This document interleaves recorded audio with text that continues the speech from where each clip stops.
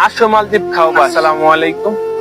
যারা বর্তমানে মালদ্বীপ আসার জন্য পরিকল্পনা করতেছেন বা দালালের সাথে কন্ট্যাক্ট করেছেন, তাদের জন্য বর্তমান পরিস্থিতি নিয়ে কিছু কথা বলার জন্যই এখন আপনাদের এই ভিডিওটাতে আসা।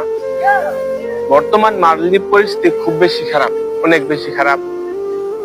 দালাল চক্র আপনাকে অনেক বেশি মিথ্যা আশ্বাস দিবে, বাস্তবতায় আপনাকে নিয়ে বিপদের সম্মুখীন করবে, অনেক বেশি বিপদে ফেলে দিবে। আমাকে দালাল বলছিল ক্যাজুয়াল ভিসাটা ক্লিয়ার করি, এজেন্সির নামে আসার পরে ওপেন রিসোর্টের কাজ। আপনার মূলত দালালরা বলে রিসোর্টের কাজ দিবে। রিসোর্টের পার্থক্য আছে, যদি বাংলা রিসোর্টের কাজ হয় সেক্ষেত্রে দেখা যাবে আপনার বাংলাদেশে ইট ভাটায় কাজ করলে যেরকম পরিশ্রম রোদ্রের ভিতরে, তার প্রচন্ড তাপের ভিতরে, বাংলা রিসোর্টের কাজ করলে ঠিক এরকমই আপনার অনেক বেশি পরিশ্রম, অনেক কষ্ট। আবার অনেক রিসোর্টে বাংলা রিসোর্টে কাজ করলে স্যালারি মানে টাকাটাও মার যায়, পাওয়া যায় না ঠিক মতো টাকা। আর ওপেন রিসোর্টে টাকা মার যাওয়ার সম্ভাবনা খুবই কম। কিন্তু দালাল যখন বলে ওপেন রিসোর্টে কাজ দিবে, কিন্তু এখানে আইসা বেশিরভাগ লোককেই দালাল কাজ দেয় না। আমার এখানে এরকম অনেক লোক আছে, আমি যেখানে কাজ করতেছি আমারটাই বলি শেষ করি। আমাকে আমার দালাল 6 লক্ষ টাকা দিয়ে মালদ্বীপ আনছে, ক্যাজুয়াল বইলা আনার পরে আমাকে 2 মাস বসে রাখছে, বলছে কাজ দিবে ওপেন রিসোর্টে। 2 মাস বসে রাখার সময় 1 মাস যাওয়ার পরে বলতেছে তুমি চিন্তা করো না, ধৈর্য ধারণ করো, তোমার 1 মাসের স্যালারি দিয়ে দেওয়া হবো, তারপর তোমার ওপেন রিসোর্টে কাজ দেবো। আমি তাদের কথার উপর বিশ্বাস করে 1 মাস অপেক্ষা করলাম। 2 মাস যাওয়ার পরে আমাকে স্যালারিও দেয় নাই, আমাকে বসে রাখছে, কাজ দেয় নাই। বাধ্য হয়ে আমি অন্য জায়গায় কাজ নিজে খুঁজে নিই। তারপরে কাজের যে চাপ বা যাই ঠিক মতো বেতন দেয় না। আমি 4.5 মাস ধরে মালদ্বীপে এসে কোনো স্যালারি পাই নাই। তাহলে এখন আপনারা বুঝেন যে মালদ্বীপের ভয়ানক পরিস্থিতি কি।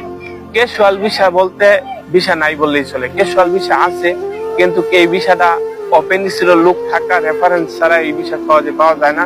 তাই দালাল চক্রের ওপেন রিসোর্টে ক্যাজুয়াল ভিসা আনবে বইলা 6-7 লক্ষ, 5 লক্ষ, 6 লক্ষ টাকা আপনারা কখনোই বিশ্বাস করে মালদ্বীপে আসবেন না। মালদ্বীপের পরিস্থিতি খুব বেশি খারাপ। আমি আমার সাথে রুমে থাকি এরকম অনেক লোক আছে। আমি একটা যে গেস্ট হাউসে থাকি, সেখানে 10 জনের উপরে লোক 3 মাসের সময় বেশি ধরে আসছে। 3 মাসেও তাদেরকে কাজ দেয় নাই। প্রথম 2 মাসে 1 মাস খাওয়ার টাকা দিচ্ছে দালাল, তারপর তাও দেয় না। এখন তারা বাইরে থেকে টাকা এনে খাইতেছে। আমাদের প্রথমত ভুল ক্যাজুয়াল ফ্রি ভিসা এইসব ভুলভালের সাথে মালদ্বীপে আসি। এইসব ক্ষেত্রে নিজেরা অবশ্যই সতর্ক থাকবেন। দালালকে বিশ্বাস না করে কোম্পানির নামে আসার চেষ্টা করেন, কম বেতন হলো। আমি এখন আমার পরিচিত আমার রুমমেট একজন ভাই আছে, নাম নাজমুল, তার সাথে সাক্ষাৎ করাবো। সে কতদিন ধরে আসছে আর কত টাকাতে আসছে।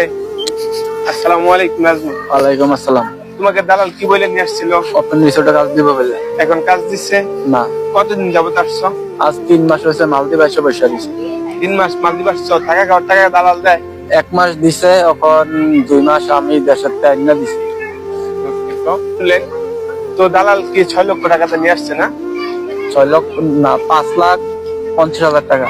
5.5 লক্ষ এরকমই দালাল 5 লাখ, 5.5 লাখ, 6 লাখ যার কাছ থেকে যেরকম নিতে পারতেছে এরকম নিয়ে আসতেছে।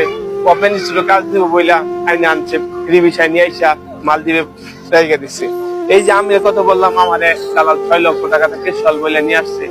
আইসা থেকে ফ্রি ভিসা সর্বক্ষণ বয়ে থাকি, রুমের ভিতরে বয়ে থাকি, কখন জানি পুলিশে ধইরা বাংলাদেশে চালান করে দেয়।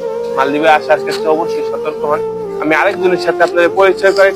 আসসালামু আলাইকুম। ওয়ালাইকুম সালাম। আসসালামু আলাইকুম। ওয়ালাইকুম সালাম। ভাই কতদিন যাবত মালদ্বীপ আসছো? আজকে আসছি 4 মাস 3 দিন নাকি 4 দিন। আচ্ছা, 4 মাসের উপরে। দালাল কি বলে নিয়ে আসছিল? দালাল আমারে বলছে যে তুমি ফার্স্টে 1 লাখ টাকা দাও, তোমার 3 মাসের ভিতরে মালদ্বীপ নিয়ে পৌঁছাবো। পরে বলছে তোমার ক্যাজুয়াল করে তোমার মালদ্বীপ আনবো। তারপর তার আমি টাকা দিচ্ছি, 6 মাস গেল, 7 মাস গেল, 1 বছর গেল, সে আমার বিদেশ নেয় না। বিদেশ নেয় না তো বলতেছে। তারপরে আমার বলতেছে যে তুমি আরো 1 লাখ টাকা দাও, তারপর তোমার নিবো না, তোমার বিদেশ নিবো না। তারপরে পরে বাধ্য হয়ে তার এমন টাকা দেন লাগছে 1 লাখ, এই হলো 7.5 লাখ। 7.5 লাখ টাকা ভাই আমি মালদ্বীপ আসছি। টোটাল 7.5 লক্ষ টাকা মালদ্বীপ? হ্যাঁ ভাই, আমি টোটাল 7.5 লাখ টাকা মালদ্বীপ আসছি। তারপরে ক্যাজুয়াল বিষয়, ক্যাজুয়াল বিষয়। পরে আসার পরে তোমার সাথে কি হলো? আসার পরে আমি দালাল কল দেই, ফোন ধরে না, কল ধরে না। তোমার কি আসার পরে কি দালাল থাকা খাওয়ার ব্যবস্থা করে দিছিল? কোনো কিছুই দেয় নাই, নিজের টাকায় থাকছি, নিজের টাকায় গেছি, নিজের টাকায় গেছি, কোনো কাজ দেয় নাই। কল দিলে আমার বললে কাজ দিতেছি। দালালে কি বকা দেও? দালাল ভাই এখন কি করবো ভাই, ভাই মুখটা নষ্ট হয়ে যাবে দালাল বকা দিলে। বকা দেওয়ার দরকার নাই, আমাদের অন্তরের অভিশাপ দালালের ইনশাল্লাহ লাগবো। আল্লাহ উত্তম পরিকল্পনাকারী বিচারক, আল্লাহ এর বিচার করব। হতাশ হয় না, এখন তো কাজও দেয় নাই, কোনো কিছুই দেয় না ভাই, কাজ দেয় নাই, ভিসা দেয় নাই। এখন কি বাড়িতে চলে যাওয়ার মতো পরিকল্পনা আছে? ভাই আসছি যখন বাড়িতে চলে গেলে কেমন হবো? এটাই থাকতে হবে ভাই। আমাদের কঠিন পরিস্থিতির পরেও আমরা বাধ্য হয়ে মালদ্বীপ আটকা আছি। অনেকে ভাবে যে আমাদের না আসার পরামর্শ দেয়, তারা কেন মালদ্বীপ আছে? তাদের জন্য এটা যে আমরা যে 5 লক্ষ 6 লক্ষ 7 লক্ষ টাকা ঋণ করে আসছি, এই মুহূর্তে আমরা বাড়িতে চলে গেলে আমাদের মৃত্যুর পথ বাইছে নেওয়া লাগবো। এত টাকা দেওয়ার মতো পরিস্থিতি নাই। যাদের এত টাকা দেওয়ার মতো পরিস্থিতি আছে তারা প্রবাসে আসে না। প্রবাসটা শুনতে ভালো লাগলেও বাস্তবে খুবই ভয়ানক। আমি বলবো মালদ্বীপে আসার আগে, প্রবাসে আসার আগে অবশ্যই সঠিক যাচাই বাছাই করে তারপরে আসে। ধন্যবাদ। ভিডিও